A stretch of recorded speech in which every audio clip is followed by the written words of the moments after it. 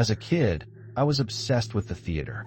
With me asking my parents to go constantly, I must have went to a new show every month. Movies and books never really did it for me, however. I liked to see things up close and personal to fully understand what they meant. The kids at school were obviously going to be cruel about this certain passion. When was the last time you saw a kid say he liked theater without being inside a locker?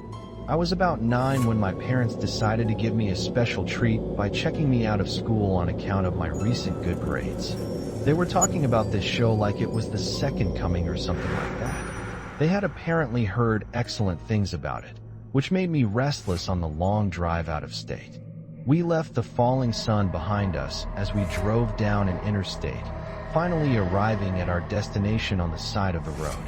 The weak light grew dimmer and dimmer over the horizon as we walked through the somewhat packed parking lot. The theater looked fairly new, with the exception of some paint chippings hanging from the exterior. Otherwise, it looked like an average entertainment center. When we got inside, a well-dressed man with sunken cheeks and a sweater vest gave us a rather forced smile and asked for our tickets.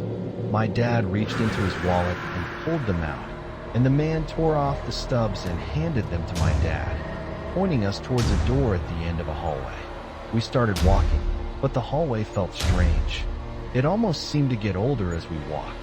It smelled dank and moist, as if we were walking through a tunnel under the ocean.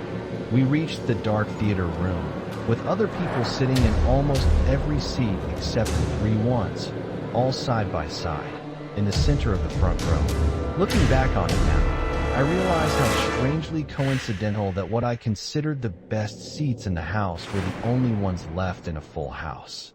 Thinking nothing of it, I walked down the steps carefully through the barely visible darkness. I sat between my mom and dad, who looked expectant for a good show. By usual standards, the play wasn't all that good. The costumes were strange, the jokes were unfunny, and the actors talked in a monotone, boring voice. My parents, however, were loving it. They laughed at every pun, every horrible one-liner.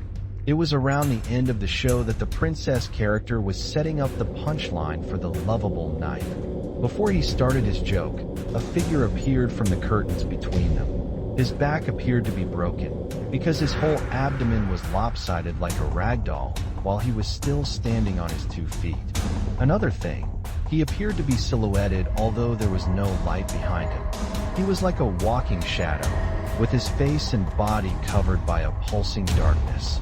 I looked around for other people's reactions to this strange course of events, but no one looked surprised. In fact, they were laughing. I looked on the stage.